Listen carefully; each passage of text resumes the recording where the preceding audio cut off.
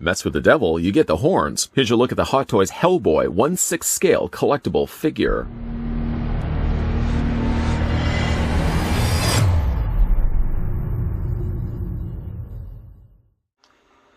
Hellboy is caught between the worlds of the supernatural and human. An agent with the Bureau for Paranormal Research and Defense, he battles many creatures and an ancient sorceress bent on revenge. Hot Toys presents the Hellboy 6-scale collectible figure, skillfully crafted based on his appearance of Hellboy from the 2019 movie. This highly accurate collectible figure features a newly developed head sculpt with 2 styles of interchangeable horns, translating all the intricate details. This figure features a specially painted body showing detailed skin texture with enhanced articulations.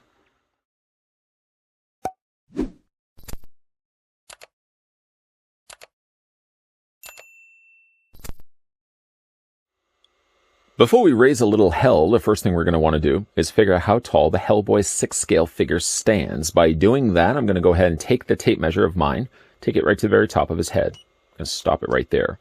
He is a big boy, but how big is he? The figure stands 12.6 inches in height.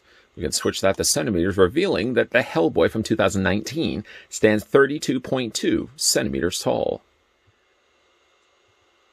Now, personally, I enjoyed the 2019 Hellboy. Admittingly, yeah, it was sad not to see Ron Perlman come back to reprise the role, but David Harbour, who is also known from Stranger Things fandom, I think did a great job of filling in those rather large Hellboy shoes.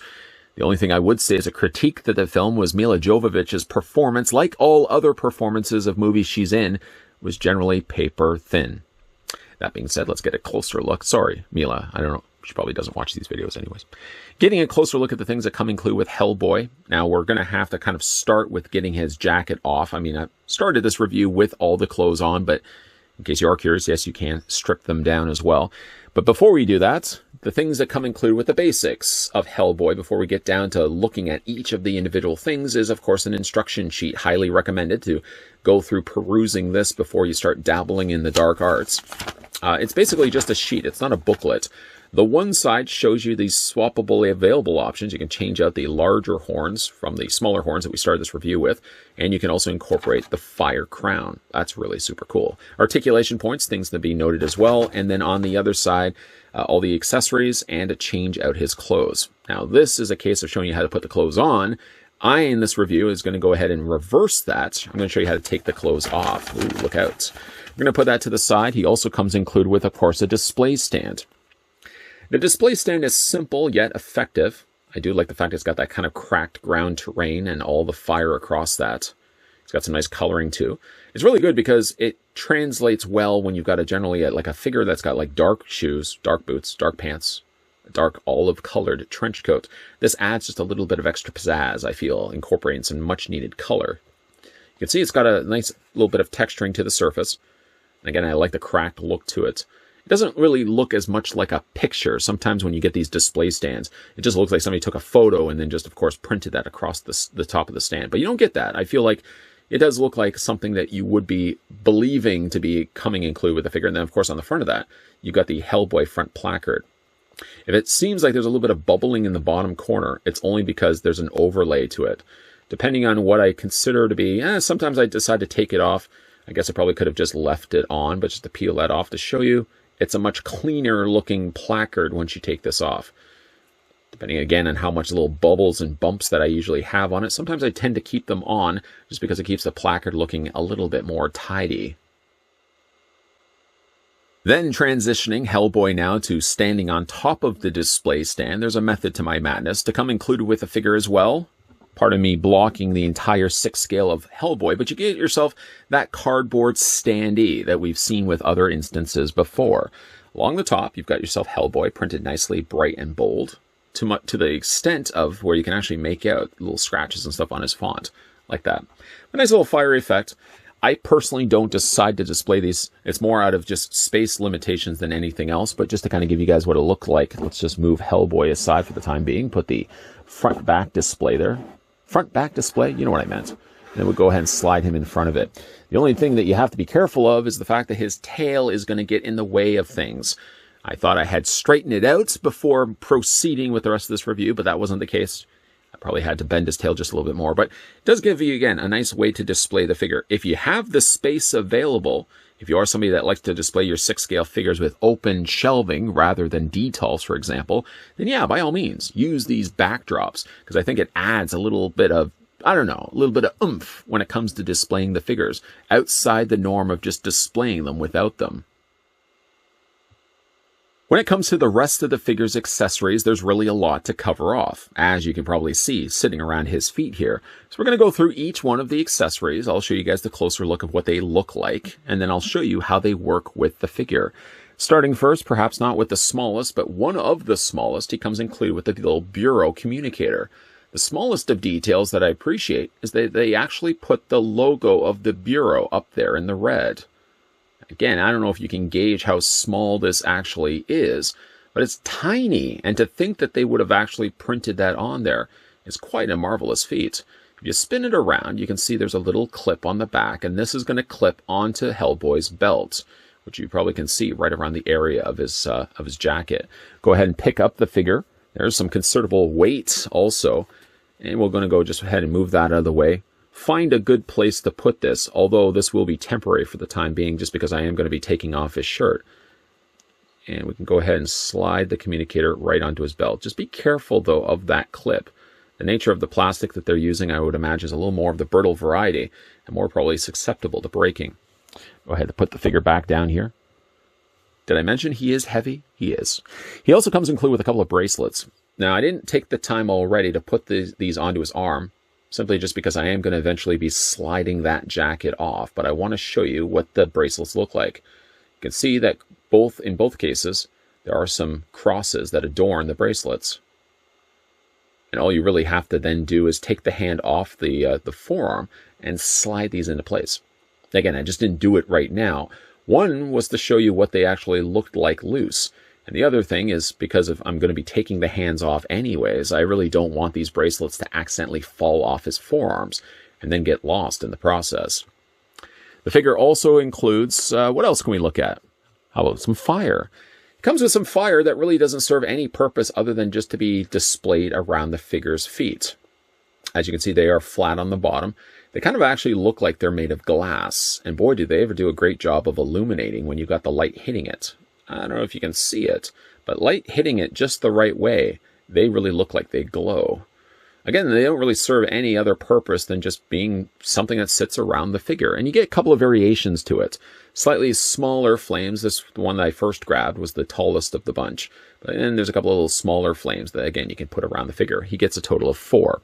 Some of them are a little bit more closer to shape and size. As you can see, these two ones right here. And then there's a couple of longer flames, taller flames that we can have a look at right here. So it's neat the fact that he comes included with those. The figure also includes his trusty firearm, Samaritan. It has been molded nicely here in black plastic, does have a real functioning rolling barrel. And you can see even like the handle has a nice decent wood grain applied to it. Sometimes when we have gotten firearms in the past for these Hot Toy figures, they sometimes give you little bullet shell casings, but this one doesn't come included with that. Of course, this is going to be the way that I'm going to display with the figure, although if you do want an alternate option, he comes with another firearm as well, slightly bigger and broader, as you can see. The coloring is also different as well. Whereas Samaritan is done in black, you can see that the other pistol, for example, is more done in a gunmetal gray with some nice scratchings of silver added to it. Again, I like the options available. I'm probably going to revert to displaying it with the first one, the Samaritan, but I appreciate the fact that you do get both of them with this release. Like in the movie, Hellboy also includes the Sword of Excalibur. And boy, what a neat looking sword it is. It's all done in this gunmetal gray coloring, and there's all these neat little notches that they put on the edges of the blades. You can see them right there. I really think that's a neat color that they went with. It almost has a bit of a glitter when you have the light hitting off of it. Of course, as equally sculpted is the hilt of the sword, molded nicely and also painted rather nicely in a dark copper, almost dark gold color. Now, this particular blade can be wielded in his hand, but if you want to add a little bit of extra pizzazz, Hot Toys also includes this pliable plastic stretching of flames that can wrap around the blade of Excalibur. There's really no rhyme or reason to it. Even if you check the instructions, they sort of just give you an image and then send you on your merry little way to figure it out for yourself. I just generally take the end of Excalibur's blade and I feed it through the fire at this entryway right here, and then just sort of guide it through. From there, I can kind of just take these little end pieces and wrap them around the end of the sword just before it gets to the hilt.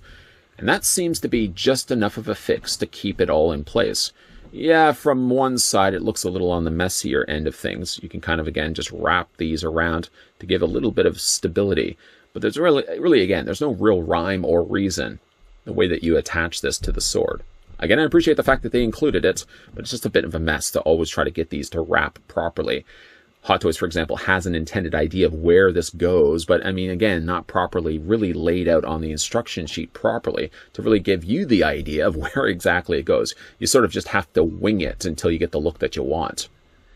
One thing also to come included with this figure is another variation to Excalibur. This one happens to have the fiery blade to it. And as you can see, I mean, there's not really much different lengthwise. Well, maybe there's a little bit longer for the fiery blade, but there's no difference really with the hilts. The hilts are exactly the same, although this one right here, you can see there's a little peg right there, because that will attach inside his hand. The interesting thing about, though, is when you look at the two swords side to side, obviously, yeah, there's a big noticeable difference between the two, but if you move this one to the side, just put it down for the time being, if you look inside the fire, there is no sculpted blade. It literally is a blade of fire.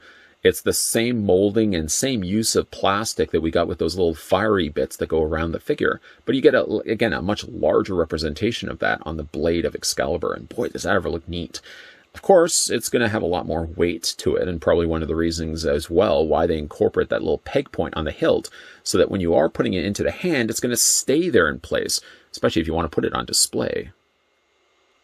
One thing nice about this release is that there's variations to the hands on both sides of his body. Obviously, they're not going to be looking identical to one another because he does have that rock arm on the one side and a normal, somewhat if you could consider it normal hand on the other. At least of the rock larger sized hands, he does come with variations to that. Currently, I don't know if you can actually see it or not. There you go. He's got a relaxed hand currently on the arm there. But if you want to have more closed fists, especially for pounding things, then he does have two variations to it. One is a completely sculpted shut fist, and then one is slightly more open if you want to have him wielding something in his hand, like, for example, the sword of Excalibur. I suppose you could probably put a pistol in there as well. Now, with the plastic that they used, it is a softer plastic. So if you felt like you would have to fight and struggle to get the accessories into this particular hand, fear not, you don't have to worry as much about it. Because like I said, they used a slightly more softer plastic. I mean, you can even see it here when I pinch the end of it, the type of material that they decided to go with. It works perfectly serviceable and again, works fine. And unlike what you would normally expect when you see a hand like this and you just think to yourself, oh boy, this is going to be a struggle to get anything in there. Quite the contrary. You don't really have any difficulty whatsoever. So he comes with a couple of those. Then he comes with regular, again, I want to continue to say regular hands. They're not really quite regular hands, but his regular devil hands. As you can see, he's got the open hand right there, a gripping hand, suitable for holding like the sword, for example. He's got a relaxed hand. I don't really want to say like devil hands. That's not really a great thing to be calling them, but definitely more non-human hands. Not quite the rock-faced hands, but again, you get the idea. Okay. You can see the detailing done to those hands is rather good. I don't know if I would have said maybe paint the fingernails would have been appreciated, a little bit of detail that they could have incorporated to it. Because, yeah, I mean, when you're looking at it, the coloring, it looks great and all. But when you have the fingers, the fingernails being the exact same color as the rest of the fingers, they ultimately sort of get lost in the mix. But again, like, these are just hands. Some people may not even think too much of them, but it's something I like to consider. Considering as well, he comes with a trigger firing hand for holding Samaritan or the other pistol. He comes with a relaxed hand. And he also comes with the hand wrapped up there, as you can see, with a little cross down below. So those are all the things that come included with the figure. The only thing short of that we still have to look at and address is obviously the fire crown and the longer extended horns. But I think in order to get down to doing those, I think it probably makes a little bit more sense to have a look at the figure, then strip him down, ooh la la. And then once he's stripped down, then we'll go ahead and address the extended horns. and we'll also address the fiery crown. Before proceeding with the rest of this review, one precautionary measure I took upon myself to doing before moving forward was I took off that communicator. Because of the nature of that brittle plastic that they use for the back of the clip and the way it attaches to the belt, I knew sooner or later I'd have to be removing his t-shirt and removing his trench coat, and the last thing I would want to do is accidentally clip against that and break that right off. So I went ahead and just removed it before moving forward on this review. Getting a closer look at the head sculpt here for Hellboy. If you didn't personally like the remake, you probably will pass on this figure altogether, unless you just really like the design of Hellboy. Admittingly, Ron Perlman coming back to reprise his role in a third installment would have been higher on my list than just remaking the movie as a whole. And I guess they just wanted to go a different direction with the movie. David Harbour, I felt, was a fine Hellboy. He added the sarcasm I would expect for Hellboy to have. And he did have still the look that I wanted Hellboy to look like. Although I will say David Harbour's head seemed longer, not only in this 6-scale figure, but also in the movie versus Ron Perlman's Hellboy. Just one of the things I've noticed about it. I mean, the detailing on the head sculpt is really good.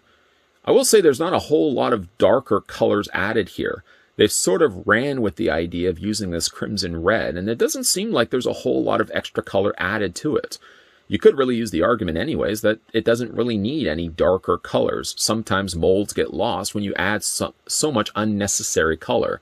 It also gives the opportunity of using just the base color to see some much needed scarring, as you can see running through his eye, running around the areas of his lips, and the areas around his head as well. Eventually, when we are looking to extend out his horns, all you really need to do is pop these plates off, the stump's already there. And these are actually easier than I thought they would be. I figured I would have to fight or even heat these up to remove them, but quite the contrary, they're quite easy to pop right off. The head sculpt is generally neutral. There's not a lot of additional expression added here. I really don't think it necessarily needs added expression anyways. Sometimes when you have 6-scale figures that have like an expression or some emotion on their face, it ends up ruining the sculpt. And in a case like this, yeah, they could have had him yelling and they could have had grimaced teeth showing, but maybe the best route could have been just to have a regular neutral head sculpt, like the one that we're looking at right here. The coloring on him is good. The eyes are a little harder to make out, but they are yellow in nature. I don't know if you can actually see it or not. And there is a little bit of technical color right around here. They've airbrushed the areas, just the socketed areas of his eyes are slightly a darker shade than the rest of his face. Like in the movie, he does have the large pork chop sideburns, you can see right there. And then you've got the draping of hair covering not only that, but also his pointed ears as well. Of course, he's got the little chin beard happening there also as well. The detailing on the face is really good, as well as the stumped portions of his horns. Those look also really good as well. Spinning the figure around so you can see what it looks like from the back. There's a side profile of it. And spinning around to the back. There is technically this part of his hair that comes off, the little bun. The reasoning for why this comes off is when we do bring in the fire crown. This comes off and gets replaced with a piece that has an extendable rod. Well, you'll see what I mean in a second. The hair is sculpted really nicely. In a way, it's throwing me off because the way the hair is combed back this way to form the bun, and then you've got the longer hair going a different direction. It kind of looks like it's two separate pieces, which I know is not necessarily the case. Like the face, there's really not a lot of extra color that's incorporated to the hair. It's really just kept to the basic black. Again, does it necessarily need the extra color? I don't think so. It works well enough on its own, similar to the way the face looks well enough on its own. Overall, I like the head sculpt. Again, if you don't like the movie, you're probably going to pass on this figure. I liked the movie and what was more reason to want to pick up this figure, and I think so far, like on a head sculpt level, the figure delivers exactly what I would want from a David Harbour Hellboy. Now, it's not all rainbows and unicorns, believe you me. There's going to be things that I'm going to talk about this figure that I don't personally like. But most of it is actually rooted around his body. Stay tuned for that. As for what he's wearing, as you can see, he's got the Bureau for Paranormal Research and Defense. I like the fact that the print on his shirt has wear to it. So it looks like a shirt he's been wearing for a while. It's a two-piece suit, so basically you can take off the trench coat and you can either have him just wearing the t-shirt, the cut-off sleeve shirt, or again, you can remove this completely, revealing the big issue I have with this figure. Before, though, doing that, let's look at the jacket. It's kind of an olive-colored green. If you were wondering if this has to fit around his gloved hand, you don't have to worry about that. You will have to actually, in order to take the jacket off and to put it back on, you have to remove the fist, you have to remove this piece, you have to remove his head, and you have to remove this hand right here. All of the things that I'm about to do, so stay tuned for that. The detailing on the larger clubbing hand is really good. It looks like stone, and it's got some nice little notches and imperfections to it. It's got a bit of a sheen to it also as well. I don't know if the light's actually doing a good job of showing that. But it does look like a big clubbing hand like he has in the movie. Of course, like I said, the smaller hand on the other side right there. One thing I do like about the jacket is they've also got the bureau patch or image printed on the side of his sleeve. The material that they decided to go with is a good material, like it has a good quality feel to it. He does have pockets, but they're not really pockets where he doesn't really have any accessories I could think of that would fit inside of there. I mean, I guess you could probably put one of the other pistols in there if you wanted to. I mean, it's a working pocket. I appreciate that, but it doesn't go, technically, really, it even doesn't go far enough deep in there anyways that you could put anything in there, unless you had like a little smaller accessory. If you had a little couple of shells or something like that, you could probably put that in his pocket. Of course, then we can have a look at his belt. We can bring back his trench coat to reveal his belt in all his splendor, because it's got definitely a lot of pockets going on there. None of the pockets are serviceable. There are a couple of shells that are located on the side. Some nice ammunition. The detailing on the belt looks good. Like, it looks like workable leather. Almost as if I could be able to undo this, but this is, again, all molded plastic. It does have flaps, none of which can be opened up. And located just on the side of his belt, which will involve probably me bringing up his arm, he does have a holster to hold the Samaritan. A nice little touch of detail also is the fact that they got the little horseshoe attached to his holster as well. Really great looking. A lot of good things I like about this figure, but again, I have one big strike against this, and I'll talk about that more in a second. Some pockets there located on the side of his pants. The pants actually have a nice little dirt to them. I mean, they're not clean looking pants. In fact, when you see them from the side here, you almost have a more darker gray happening. But when you look at it from this side, you can almost see like there's a little bit of mud that's caked to the side of the pant leg.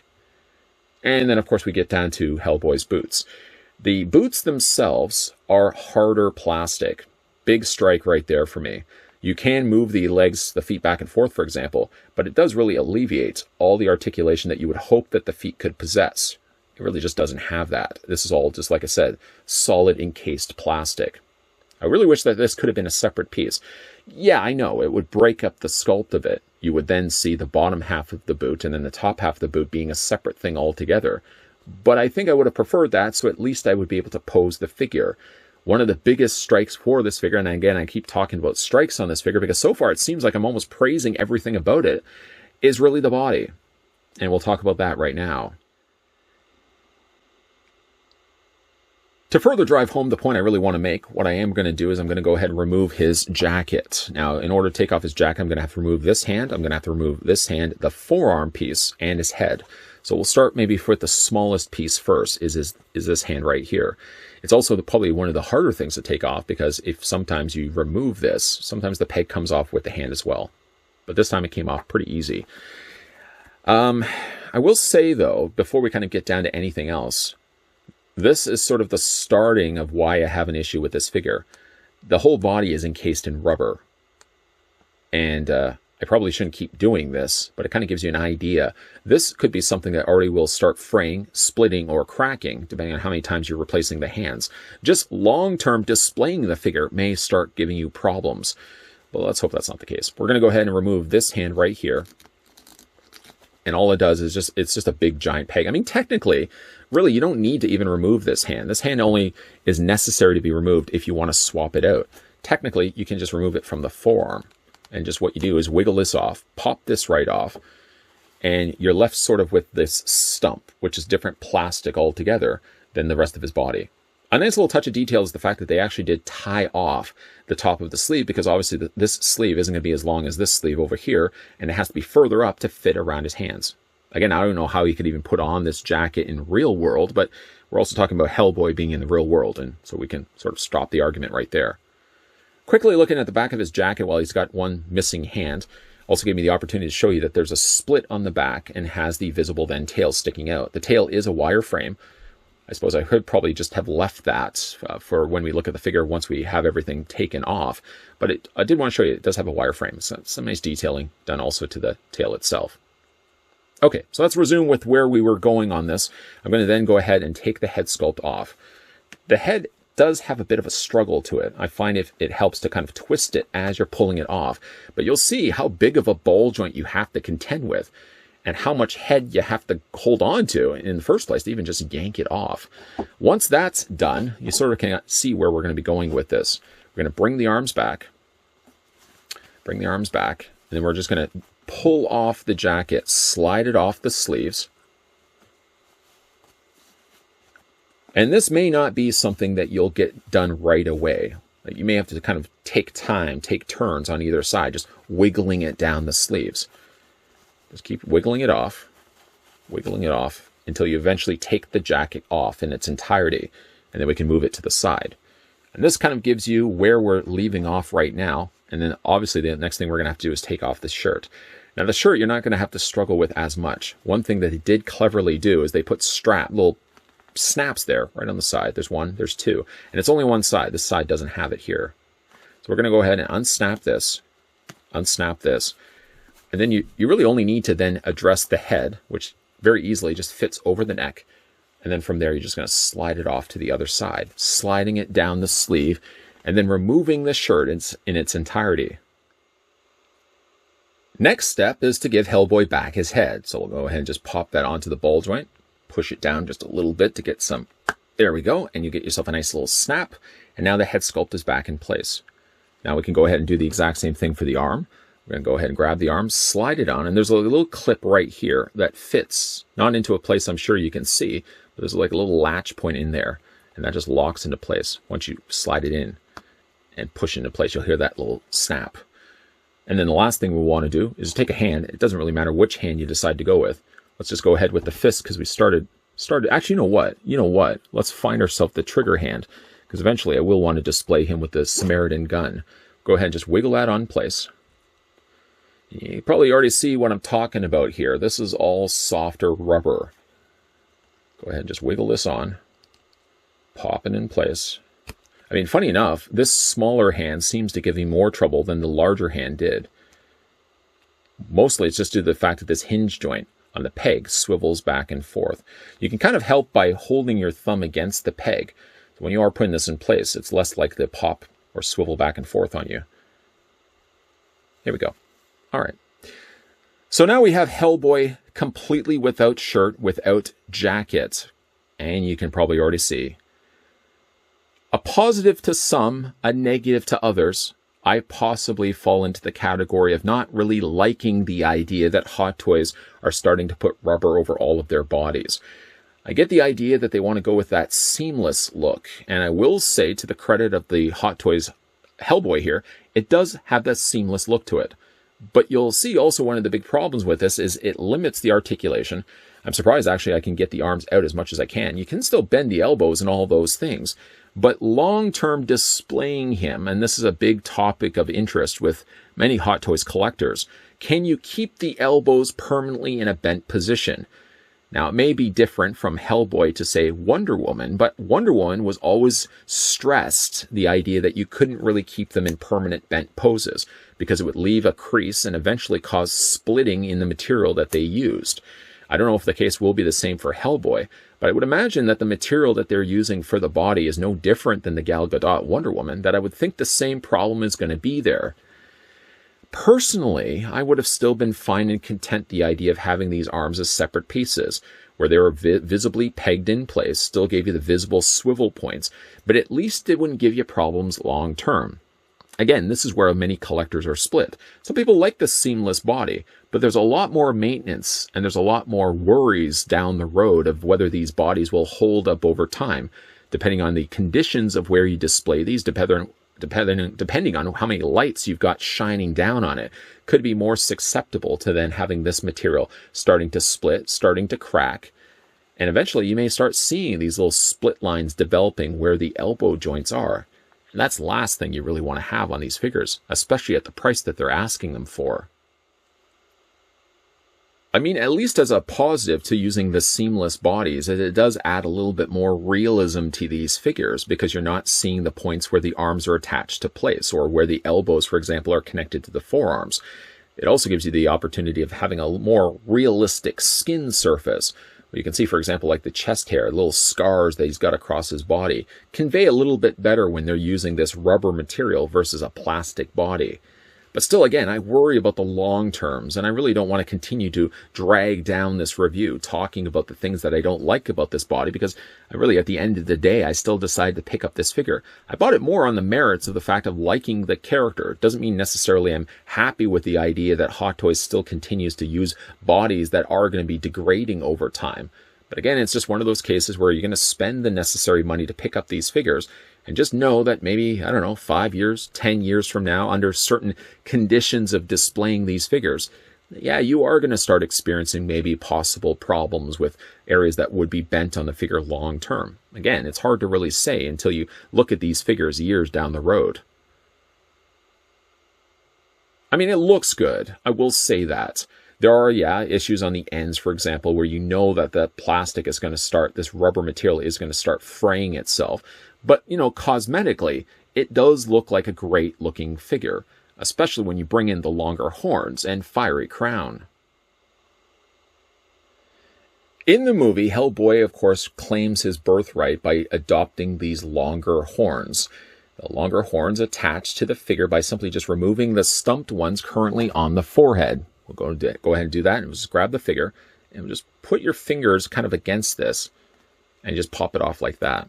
There is a unique shape to these, so when you are putting them back in place, just know there's only a certain way that they go back in. And again, just grab it on the one side. Just be careful, of course, you don't lose these. Pop these back off, and then replace it with the longer horns.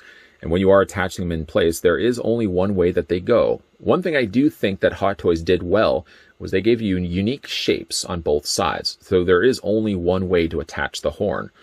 Attach it on the one side, just like that. And actually, you know what? Did I do that the right way? Let's get that, make sure that's lined up. Like I said, there is only one way to attach this. I think I did have it at the right way. Attach it in place like that. And then we'll go ahead and do the exact same thing on this horn. As you can see, a very unique shape. It only goes one way. And that just attaches in place like that. I think the thing that was throwing me off is that the horns angle so far back that I thought I had it facing the wrong way.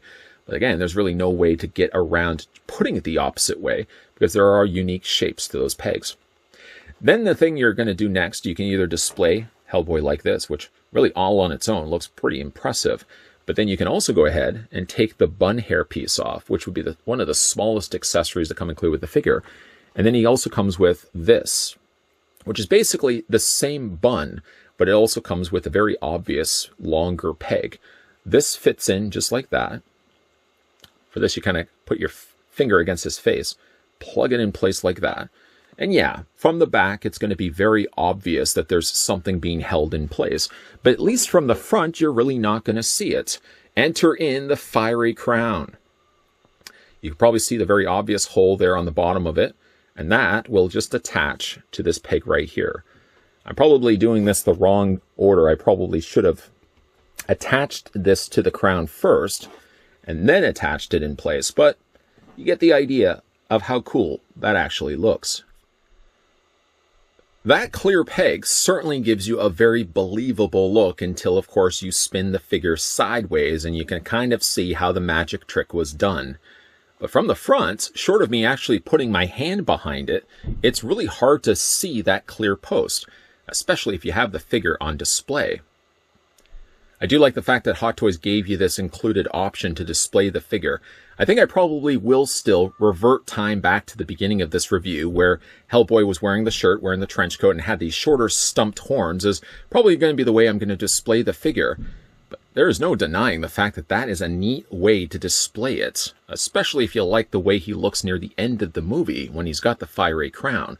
Again, similar material to what we saw with those flames earlier. It's made up of a translucent plastic, colored differently depending on where you're looking at it. Lighter yellow, darker yellow, and a little bit of orange and red brought into there. If you are moving the figure, as you're probably currently seeing me doing, Yeah, it does wiggle a little bit because there's, again, that only small peg hole to kind of keep it attached to the back of his head. But at least I appreciate the fact that they added it to the back of his bun. So it wasn't a case where you had to remove the bun altogether in order to attach this in place. I do like the fact that they included that. It's just a really neat design for the character. Not necessarily going to be the way I'm going to display it, but I like, again, the fact that Hot Toys included it with this figure in the first place. Checking out the poseability on Hellboy and deciding for this part of this review to continue using the longer horns. Probably just because I'm not going to be using it when I'm displaying the figure for myself, but it does still look pretty neat. The head rotates back and forth, it hinges down, it hinges up, and you can also rock it back and forth. You probably can't see that, but it does have some limitations, obviously. Because the body is all encased in this rubber suit, normal figures would have had probably a secondary ball joint right at the base of the neck. I can't seem to pinpoint one on Hellboy, so I think it's only really kept to that one ball joint to allow the head to move back and forth and all the things I just listed. Then, of course, when it comes to this body, you can bring the arms out, and I was surprised to find that you could bring the arms out at a full 90-degree angle bend. Again, my concern is, long-term, you're probably not going to be displaying Hellboy like this anyways, because that looks a little strange. But if you had the arms out all the way all the time, would it start developing a little crease line right here? I don't really know if that's going to happen or not. But you can bring the arms forward just a little bit, and you can also bring them back. Too much in either direction, I feel, is going to add stress to this, and again, start cracking or splitting. When it comes to the arms, you can bend the elbows, and it seems like it's a double hinge, although it doesn't seem like there's a double hinge on this side. However, when you get to the regular arm, he has several hinge joints, almost 3 of them, so you can get him posed and displayed with the Samaritan. The only downside, though, is with this being the fullest extent of what you can bend the elbows at, you can't bring the arm, like, parallel to the head, for example, because he just doesn't have the available means to do that. But again, I just want to show you the arms, and I want to continue to beat a dead horse here, but you can sort of see how that sinks in when you've got the elbow bend. Would you want to have that displayed like that all the time? I don't know. I don't know if I would. He does have an upper torso ball joint. Because the body essentially only stops here, well, this whole part right here is the rubber suit.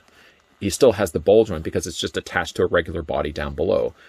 This doesn't necessarily feel, well, it's got a softer material, like a softer squish to it, but it actually feels like it's plastic. It doesn't feel like this material right here.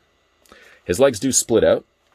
You can bring the legs forward and back. There's a swivel at the top of the thigh, and all the stuff you would normally expect to find with a Hot Toy. It's just a little bit bigger on a frame here for a Hellboy here. The boots move back and forth. But like I said, because of the dense nature of the material that they used here, the articulation point on the feet are almost non-existent. You can't really move them up and down, and you can't really ankle pivot them either.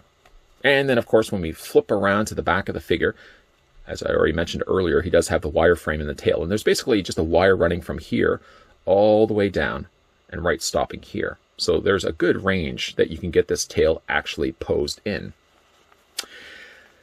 Hellboy is a difficult figure to have a look at because on paper and just looking at him, if somebody was just looking at this figure on display, you'd probably be thinking to yourself, that's a neat looking Hellboy. And I will agree, it's a neat looking Hellboy to put on display.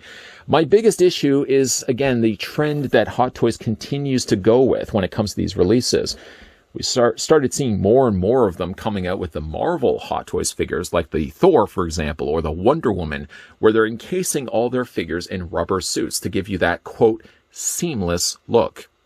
While I will say the seamless look works really well for Hellboy, the trade-off, though, and we have to think long picture here, big picture, long term, is I worry, though, any bit of the bending that I was doing in this review left unattended, left for a long period of time, would this rubbery material start degrading over time?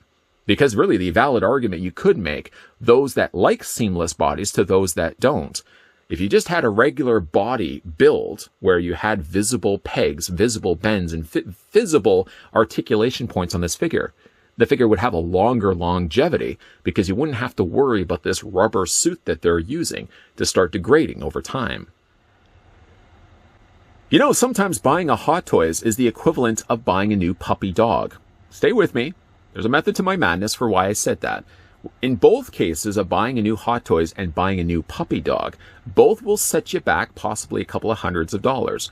When you get them home, you have the intended plan of just putting them out, playing with them maybe a little bit, and just being able to watch and have fun with them. But then the realization sets in. Then you realize that puppy's going to have some responsibility to go along with him. You got to feed him. You got to let him out. You got to walk him. You got to make sure he's not going to pee in the house. And while those may not be problems that are going to plague a Hot Toys, there is still maintenance that's required when you're picking these figures up and adding them in your collection. You don't just simply get a figure and put it in any pose that you want and put it on display. Sometimes buying a Hot Toys is just the beginning of a long-term maintenance that's required to upkeep these figures in your collection. Speak with any real skilled 6-scale collectors out there, and there's lots of ones out there that go regularly back to their figures and add some maintenance. Tweak the costumes, because a lot of times you may have faux leather on these jackets. They have to add things to those jackets to prolong them so they don't start flaking off, because that's one of the problems that will result in having faux leather outfits long-term on figures. They may flake, they may chip, they may start cracking. And of course, when it comes to these seamless bodies, that's a whole problem all on its own. Seamless bodies look great on a 6-scale figure because it adds a little bit more realism to it. But then when you read the instructions, it's always all about limitations. You can only move the arms out this way. You can't bend it too extreme this way.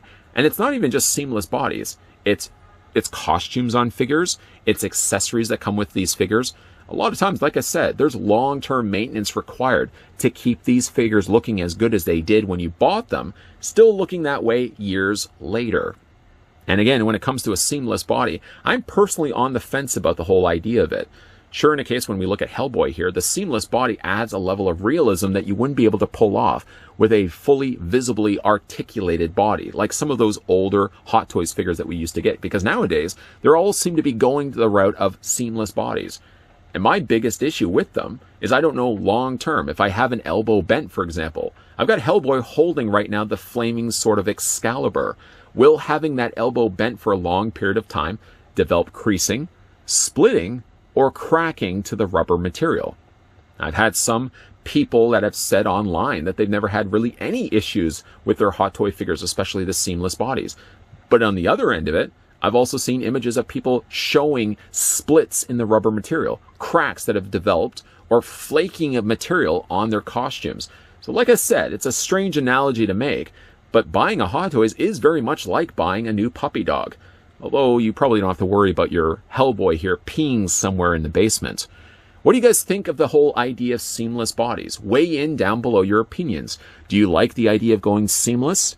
Or do you worry, maybe like myself, that long term, yeah, it looks good now, but years from now, is it going to be looking as good, or are you going to have problems with those rubber bodies?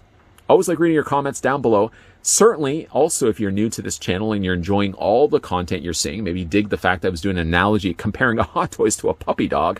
Probably the strangest of analogies to be making. But make sure you hit the subscribe button down below. Make sure you turn on the bell notification. And make sure you come back to this channel on a regular basis, because there's always new stuff that we're going to be having a look at. Not only are we going to be continuing the trend of looking at new Hot Toy releases, but there's also a whole ton of new videos always coming your way. So make sure you keep your devilish peepers always peeled. And as always, guys, thanks for watching. I'll see you guys next time.